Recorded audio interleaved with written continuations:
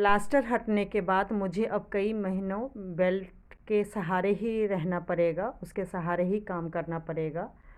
और मैं कैसे क्या-क्या मैनेज कर रही हूँ, क्या-क्या इंतज़ाम की हूँ और जल्दी से जल्दी ठीक होने के लिए मैं क्या ऐसा उपाय कर रही हूँ, वो सब चीज़ मैं आपके साथ शेयर करूँगी।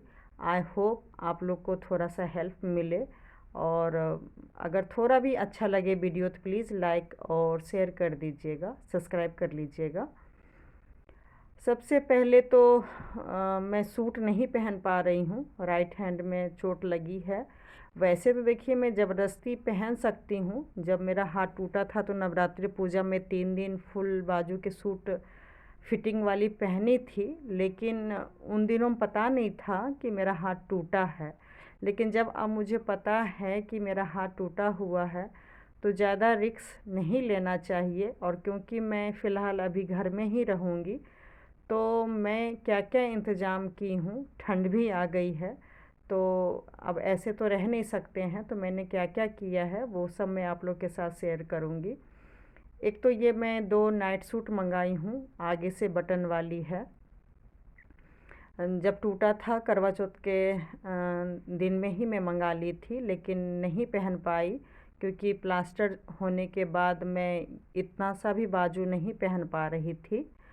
तो इस वजह से मैं वीडियो भी उतना नहीं बना पा रही थी और अभी भी मुझे अच्छा नहीं लगता है बैठे-बैठे मैं 2 महीने बेटी बनाई है, काम वाली रखी हूँ, सारा वही लोग काम करते हैं तो मेरा वज़न भी बहुत बढ़ गया है। मनपसंद चीज़ सब लोग बनाते हैं और हस्बैंड भी बाहर के चीज़ बहुत ला रहे हैं खाने-पीने के लिए, ताकि मुझे कोई तकलीफ़ ना हो, मुझे कोई टेंशन ना हो।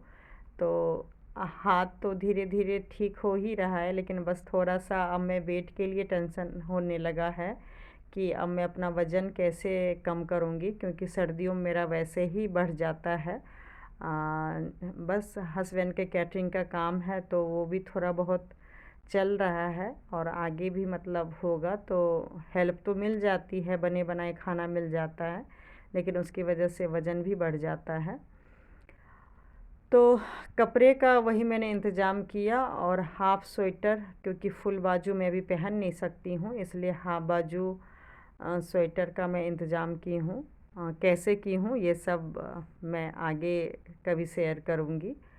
और ये सबसे ज़्यादा ज़रूरी है क्योंकि देखिए जिसका भी सभी को पता होगा कि हड्डी मतलब क्यों टूटती है, हाथ पैर क्यों कोई भी चीज़ शरीर का हड्डी क्यों टूटता है, क्योंकि अगर शरीर में कैल्शियम की कमी और विटामिन डी की कमी अगर हो जाता है तो उसके कारण बहुत आसानी से हड्डी टूट जाती है, अगर थोड़ा बहुत भी गिरने से टूट जाती है। नहीं तो जिनका विटामिन डी सही रहता है और के शरीर में कैल्शियम भी बिल्कुल सही मात्रा में रहता है, तो बहुत बड़ा हादसा होने पे भी कम से कम हड्डी तो नहीं टूटता है। थोड़ा बहुत हल्का सा फ्रैक्चर हो गया और कुछ दिन में ठीक हो जाता है। लेकिन मैं पहले भी बताई हूँ कि मेरे शरीर में विटामिन डी की कमी बहुत साल पहले से ही बहुत कम था और कैल्शियम वगैरह की भी बहुत कमी थी। और बस मैं तो ट्रीटमेंट के लिए जा ही रही थी, 2.5 साल की बेटी हो गई है, डिलीवरी के बाद गई नहीं हूँ। तो सारे कमी को दूर करने के लिए मैंने सोचा ही था, लेकिन अचानक फिर ये हादसा होने के बाद अभी तक नहीं गई हूँ। वो सब के लिए भी मुझे जाना है, लेकिन जब तक मैं डॉक्टर के पास नहीं जा रही हूँ, ट्रीटमेंट नहीं करा रही हूँ, तो घरेलू उपाय मैं कर रही हूँ।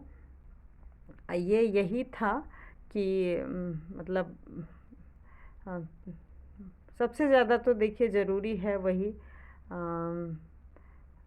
धूप लेना, बहुत ज़्यादा ज़रूरी है धूप लेना।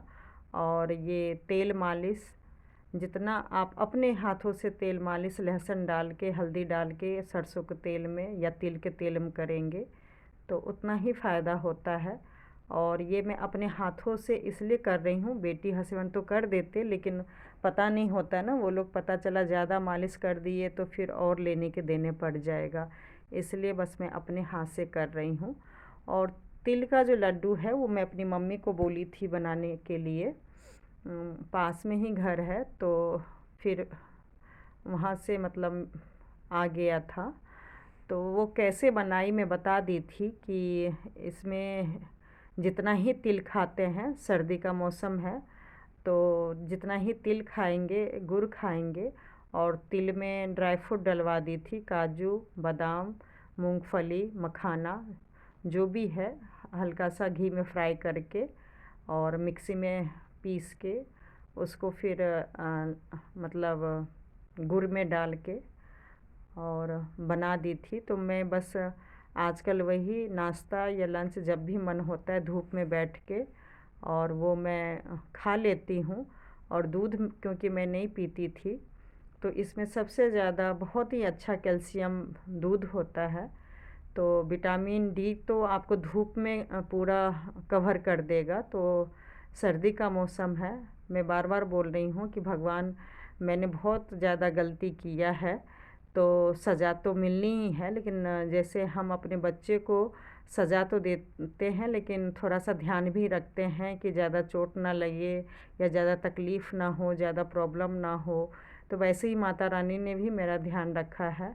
और सर्दी में हुआ है तो सर्दी में दिक्कत तो है, थोड़ा पेन ज़्यादा होता है खासकर रात के टाइम पे, लेकिन दिन में मैं मॉर्निंग से ही 3-4 बजे तक कोशिश करती हूँ पूरा धूप में ही टाइम निकालूं तो ज़्यादा अच्छा है। धूप में ज़्यादा रहती हूँ, जितना मैं धूप में रहूँगी मुझे पूरा यकीन है हाथ ठीक होने में उतना ही मेरे लिए प्लस पॉइंट होगा। और ये लड्डू खा रही हूँ।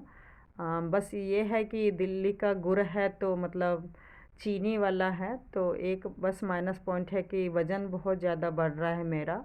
और मम्मी ने कुछ मीठा ठकुआ वगैरह नमकीन वगैरह भी बना के भेज दी थी ताकि काम वाली अगर टाइम से नहीं आती है तो मैं चाय के साथ नाश्ता ले लूँ। तो यही सब मैं खा रही हूँ जिसका कारण है कि वज़न भी काफ़ी ज़्यादा इंक्रीज हो गया है। पहले तो लॉन्ग नाइटी पहनती थी तो उतना पता नहीं चल रहा था, अब बहुत ज़्यादा पता चल रहा है। तो देखिए अब मैं अपना वज़न कैसे फिर कम करती हूँ। और लेकिन अभी खाना पीना पे बहुत ज़्यादा ध्यान दे रही हूँ, क्योंकि अगर वो नहीं ध्यान दूँगी तो फिर रिकवर होना मुश्किल हो जाएगा। एक बार जब हाथ ठीक हो जाएगा तो मैं बड़े आसानी से वेट कम कर लेती हूँ। कई वीडियो बना भी चुकी हूँ कि डिलीवरी होने के बाद या वैसे भी मैं अपना वज़न कैसे कम करती हूँ। तो टेंशन है थोड़ा सा वेट बढ़ने के कारण, लेकिन फिर भी उम्मीद है कि अगर हाथ ठीक हो जाएगा तो मैं अपना वेट भी कम कर लूँगी। और मैं क्या क्या कर रही हूँ बेल्ट के साथ वो सब मैं शेयर कर रही हूँ। कई दिन से तैयार नहीं हुई थी, बाल टूटने की वजह से 8 दिन में ही शैम्पू करती हूँ, हमेशा तेल लगा कर रखती हूँ तो वीडियो भी नहीं बना पा रही थी इतने दिनों से। तो आज सोचा कि चलो जैसा भी है वीडियो बनाती हूँ। तो इसलिए सैटरडे संडे में बेटी का छुट्टी था तो वो बना दी। और ये एक्सरसाइज धीरे धीरे करना है, मतलब वैसे देखिए दर्द नहीं होता है लेकिन अगर ऊपर नीचे करते हैं ज़्यादा तो फिर दर्द होने लगता है, लेकिन ये मूवमेंट होना भी बहुत ज़रूरी है तो ये चीज़ करते रहना चाहिए।